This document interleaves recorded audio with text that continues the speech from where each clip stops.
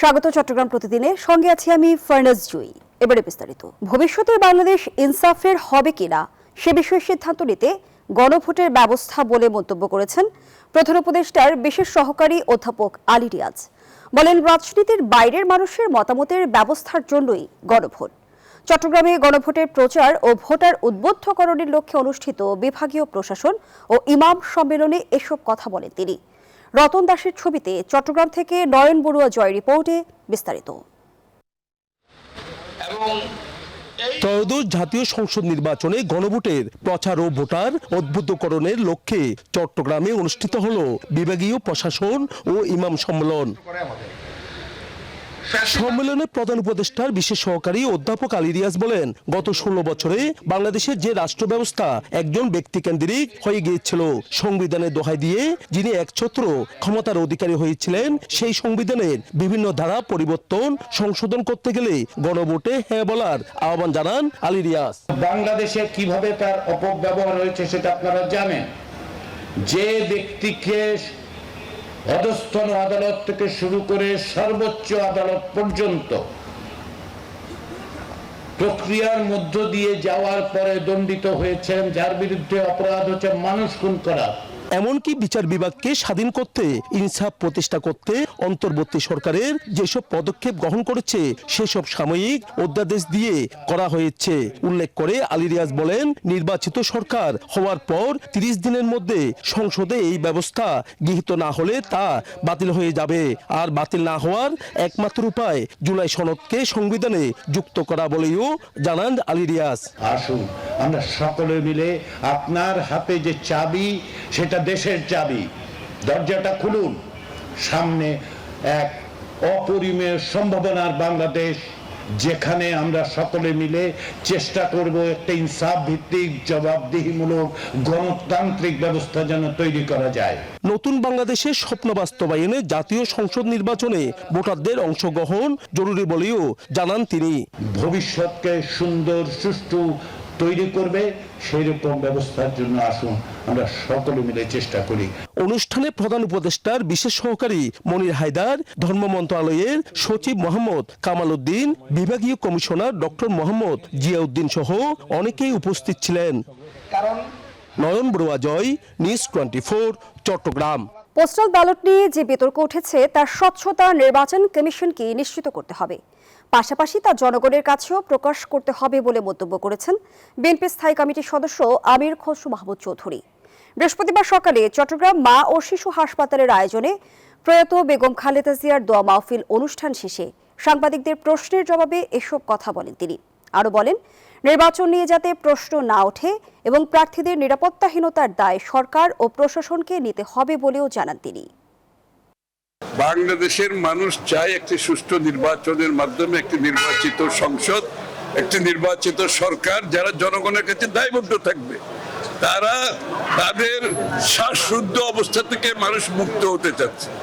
সুতরাং এটার একমাত্র পথ হচ্ছে একটা নির্বাচিত সংসদ, একটা নির্বাচিত সরকার। ফেনীর ছোট ফেনী নদীতে ব্যাপক ভাঙন দেখা দিয়েছে। রোধে ও বসতঘর রক্ষায় জরুরি পদক্ষেপ গ্রহণের দাবিতে মানববন্ধন করেছেন স্থানীয়রা। সকালে জেলা প্রশাসক কার্যালয়ের সামনে এই মানববন্ধন হয়।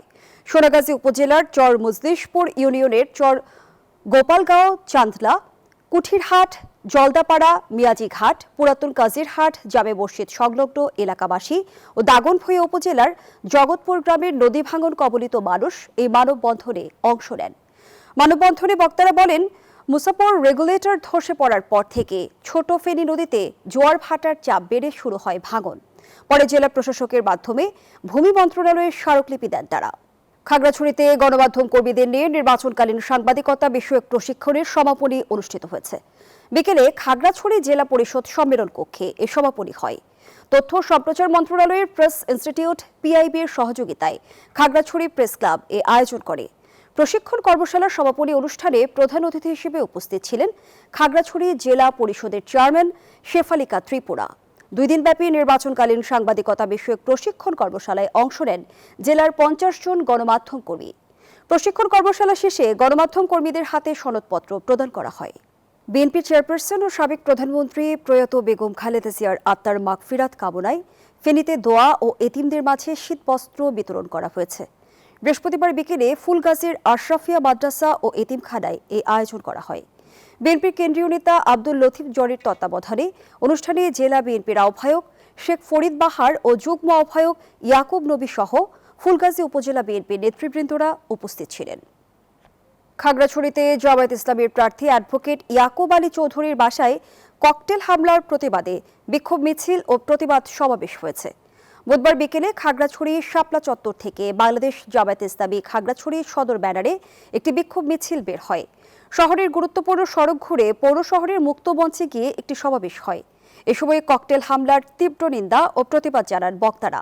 মঙ্গলবার রাতে ইয়াকুব আলীর ভাড়া বাসার সামনে ককটেল বিস্ফোরণ করে দুর্বৃত্তরা। রাঙামাটি শহরের ভেদভেদী এলাকায় স্থানীয় বাজার নেই বহু বছর ধরে, তাই বাধ্য হয়ে সড়ক আর ফুটপাত দখল করে বসে হাট। এতে যেমন পথচারীদের ভোগান্তি, তেমনি দুর্ভোগে বাজার বিক্রেতারাও। স্থানীয়রা বলছেন, রাঙামাটি শহরের ভেদভেদী এলাকায় বাজার স্থাপন করা এখন সময়ের দাবি। অন্যদিকে পৌর প্রশাসক বলছেন, জায়গা মিললেই তৈরি করা হবে স্থায়ী বাজারের স্থান। রাঙামাটি থেকে ফাতিমা জান্নাত মুমুর পাঠানো তথ্যচিত্রে ডেস্ক রিপোর্ট। হরেক রকম সবজি আর নানা ধরনের পণ্যের পসরা সাজিয়ে বসেছেন বিক্রেতারা। এই চিত্রটি রাঙ্গামাটি কলেজ গেট থেকে কে রায় সড়কের। সড়কের এ বাজারটি কোনো স্থায়ী বাজার নয়, ভাসমান হলেও সকাল থেকে রাত পর্যন্ত দেখা যায় এমন দৃশ্য। ভিড়ও থাকে স্থানীয় ক্রেতাদের। সাপ্তাহিক হাটের দিন অর্থাৎ প্রতি বুধ আর শনিবার এ বাজার আরও দীর্ঘ হয়। দূর পাহাড় থেকে স্থানীয় ক্ষুদ্র নৃগোষ্ঠী ও বাঙালিরা তাদের বাগানের উৎপাদিত হরেক রকম সবজি নিয়ে আসেন এ হাটে। পাওয়া যায় দৈনন্দিন সব পণ্য সামগ্রীও। রাঙ্গামাটির ভেদাভেদী ও কলেজ গেট এলাকায় কোনো স্থানীয় বাজার না থাকায় বাধ্য হয়ে অনেকেই ভিড় করেন এ হাটে। প্রধান সড়ক, তাই গাড়ি সামলে বাজার করতে ভোগান্তিতে পড়তে হয় ক্রেতাদের। এখানে গাড়ি যাতায়াতে মানুষ যাতায়াতের অসুবিধা হয়। রাস্তায় একটা বাজার হলে সুবিধা হয়, রাস্তায় গাড়ি চলতে পারে না, পথচারী চলাচল করতে পারে না। যে সামান থাকলে এগুলো আমাদের অবদার হয়, ফেলে দিতে হয়। দোকান নাই, এখানে রোডের মধ্যে রাখলে এগুলো দুপুর মধ্যে নষ্ট হয়ে যায়, খারাপ হয়ে যায় এগুলো। রাঙ্গামাটি শহরের ভেদাভেদী এলাকায় জায়গা মিললেই তৈরি করে দেওয়া হবে স্থায়ী বাজারের স্থান বলে জানান এ পৌর প্রশাসক। এখানে আপনারা জানেন যে পৌরসভা থেকে পরিকল্পনা ইতিমধ্যে নেওয়া হয়েছে, জায়গা দেখা হচ্ছে। উপযুক্ত জায়গা পেলেই সেখানে আমরা একটা মার্কেট স্থাপন করব, যাতে এই রাস্তায় যে লোকগুলো বসে তালিকা করে মার্কেট আমরা সেখানে তাদেরকে প্রোভাইড করতে পারবো। দীর্ঘ 15 বছর ধরে রাঙ্গামাটিবাসীর স্থায়ী বাজারের স্বপ্ন পূরণে দৃশ্যমান কোনো ভূমিকা রাখেনি তৎকালীন পৌর মেয়র আকবর হোসেন। অভিযোগ স্থানীয়দের, উল্টো বাজার স্থাপনের নামে হাতিয়ে নিয়েছে প্রকল্পের মোটা অঙ্কের টাকা, বলছেন তারা। Desk report, news 24। এ ছিল নিউজ 24 চট্টগ্রাম প্রতিদিনের সংবাদ। ধন্যবাদ সবাইকে।